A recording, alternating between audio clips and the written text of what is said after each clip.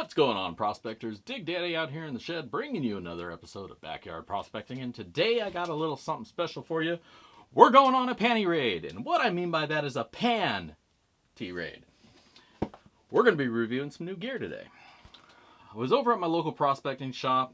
I saw on the shelves they had one of these old GoldGrabbers. I've been eyeing them for a long time, you know. I got my one main pan that I use here, and eventually I got to replace that. So I'm trying to look for a successor. And I saw this on the shelf and it caught my eye, and I figured, hell, let's grab it and take it home and see if it's any good.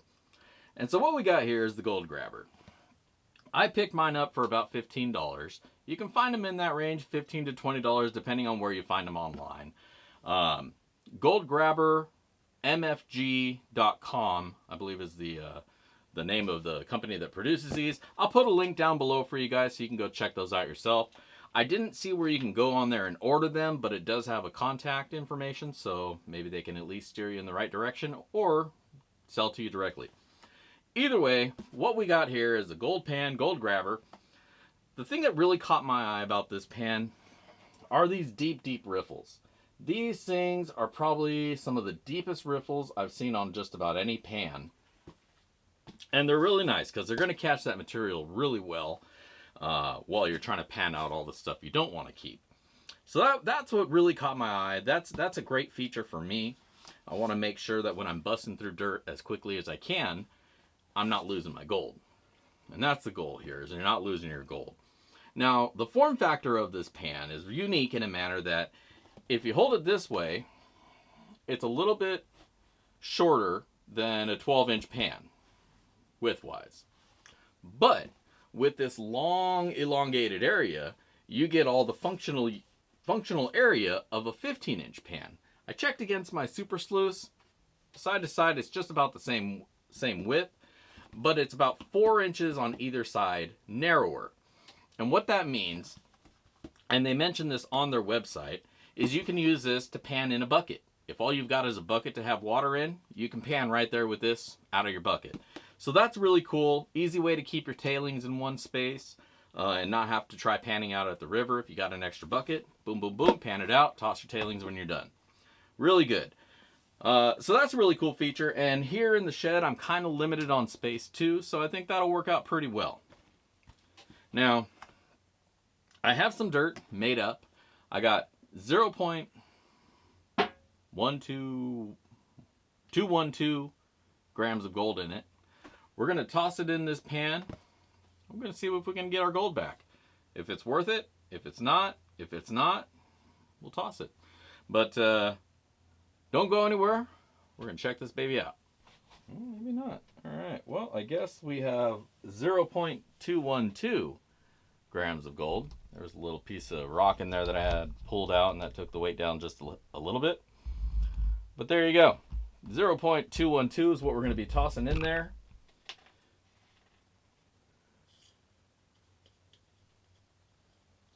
Piece that doesn't want to come out. All right. We're all in now. So let's head outside and pan this out with our new GoldGrabber and see what we wind up getting. Stick around. Now, being as this pan is brand new, one of the things you want to do before anything is clean it. I've already done that. Ran some water over it with some soap, some detergent in there to get off any mold release. Usually is like a silicone, so you want to get that off of your pan. That's just going to make everything slide right off.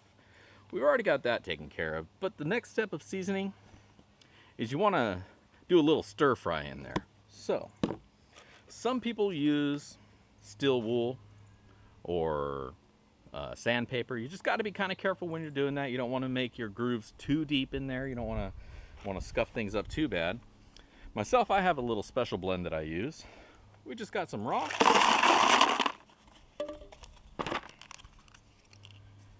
And then a little secret mix to season it all up. That's gonna be good. You don't need to worry about wetting it up. Just get those rocks in there. Scuff up the edges like you're working it. Because the real goal here is just to leave nice little grooves that are gonna have opportunity for your gold to get caught up.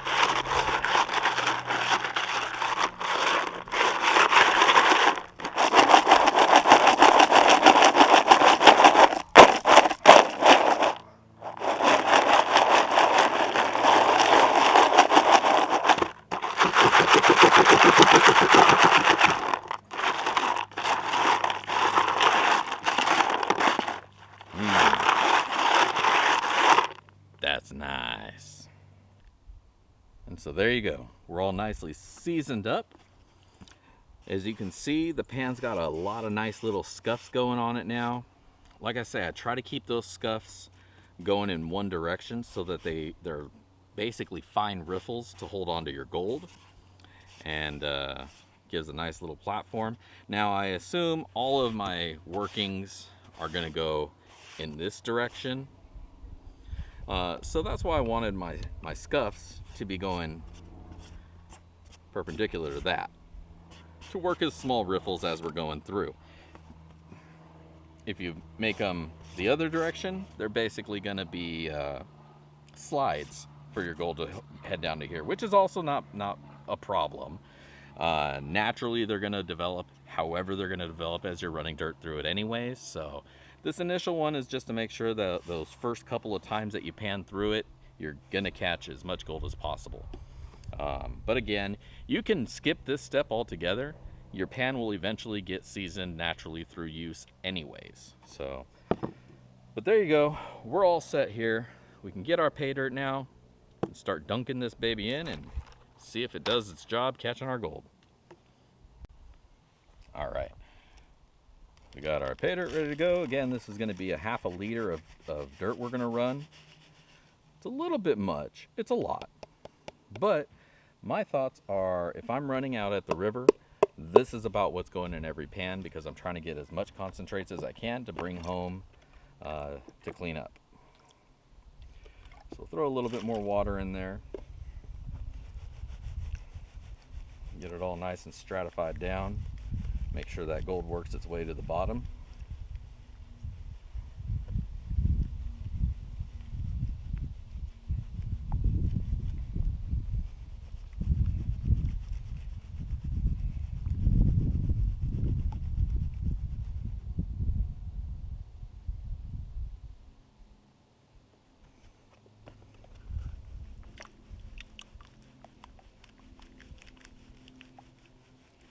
The design of the pan's not too bad. It gives you got a little grip area. Trying to hold around the edge kind of puts strain on your wrist, so probably just hold it in a beggar's pose here, or a panhandler's pose. Some styrofoam. All right.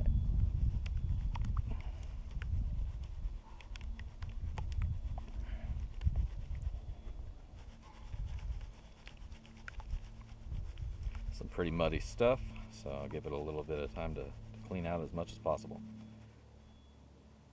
All right.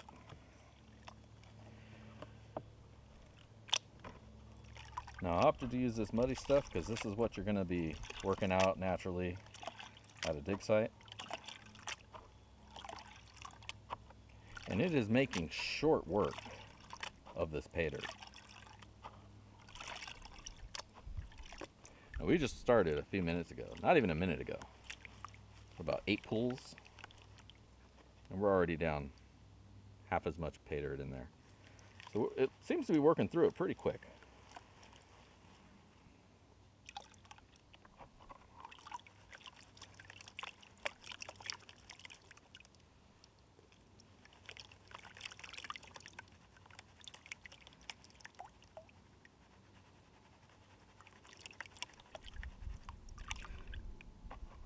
Got a lot of material in there. Working it one-handed may be a little bit of a strain for your wrist. To which, in case, use 2 hands.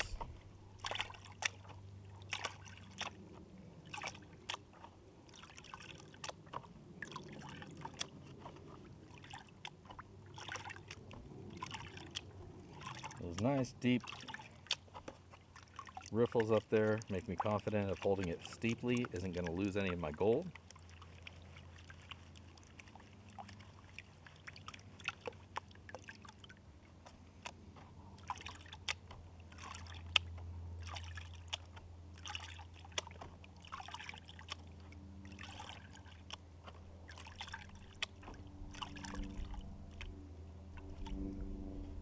Look at that. Some of the gold's hanging out up here in this corner. Let's get it shuffled down where it's supposed to be. I don't like gold hanging out up there like that.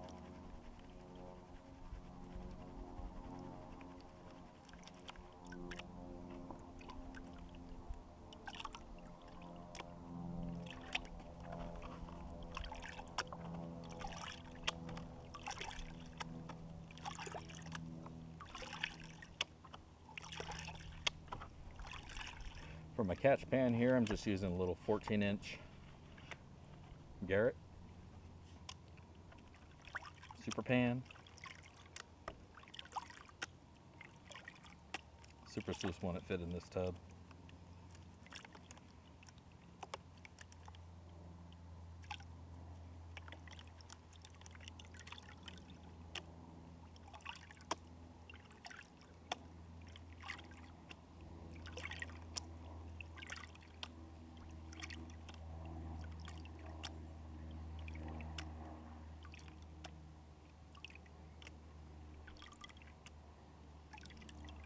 All right.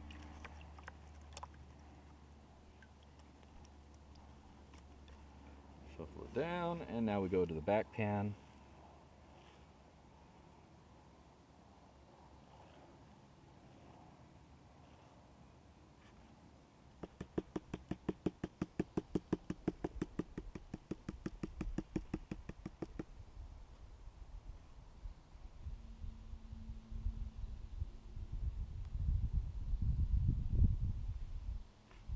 So there you go.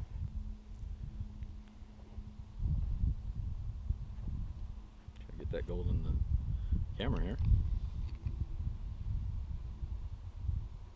There's your gold, baby. So let's get this suckered up. See how much of that 0.212 we found back here. See if we found anything extra. All right. We got that gold all dried up, snuffed up, dried out, ready to be weighed up. Scales ready to go. Mine are bobbing the ass. They're interested to see how things went as well, so they're hanging by.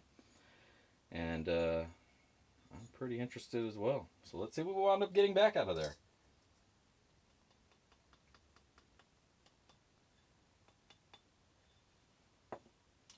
All right, so we wound up getting back out of that 0.212 grams of gold, 0.226 grams of gold. Now I think I got a little bit more black sand in there than I would have liked, than I started with.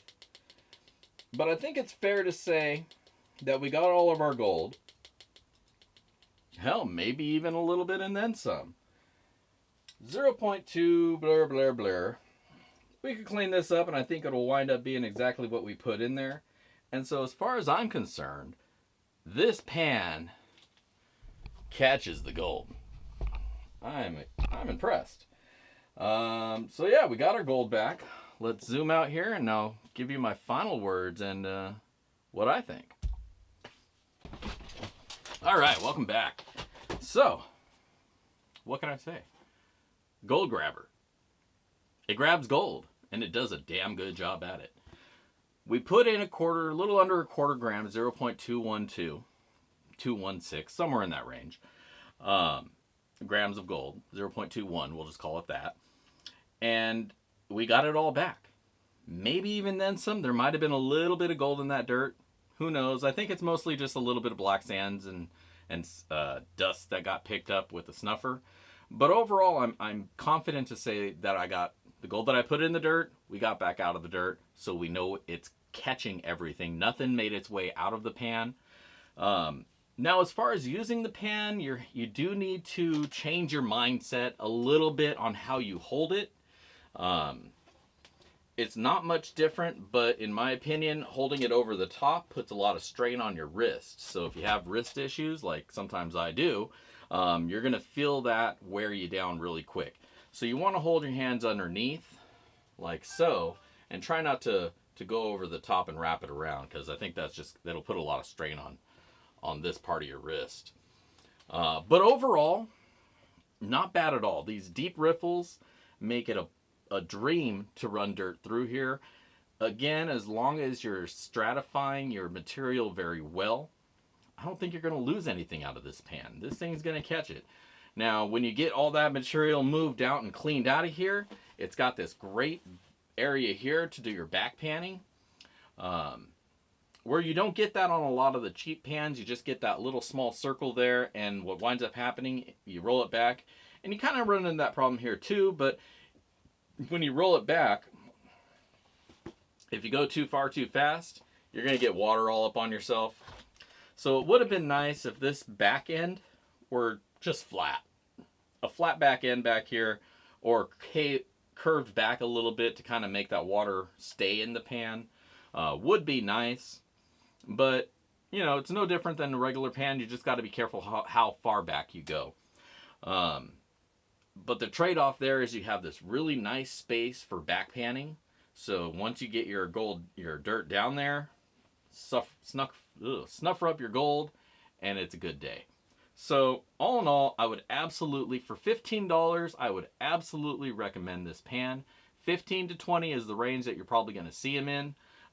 If you happen to be at a gold show or somewhere and one of these catches your eye, I'd say go ahead and grab it. I don't think you're going to be disappointed with it. And again, they say you can pan out of a 5-gallon bucket, which you can't do that with any other pans. So I think this one's definitely a winner. If I ever lose my main pan, this might wind up being my go-to. So I'm really impressed with it, and a little bit more practice with it, I think will really up the comfort level there. Once I figure out my ideal way to hold it. You can pan one-handed with your normal pan hold, so that's not a problem. So if you want to just do a one-handed pan, you're busting through material as quick as you can, I think you'd be good there. That's what I'm going to plan on using it for, busting through a lot of material as quickly as I can. Not so much getting right down to the gold. I'm going to do that at a later point in time, but I think this is going to do a really good job for what I want it for, and we'll see. But I definitely recommend you check one out, if not picking one up. GoldGrabber MFG. I'll put a link down below so you can just go straight there, hit them up.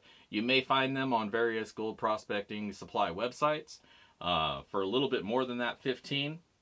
But if you're still in that under 20 range, I think you got a good pan here that's worth checking out, which has a lot of features of a lot larger pans, larger footprint pans, larger of a footprint pans.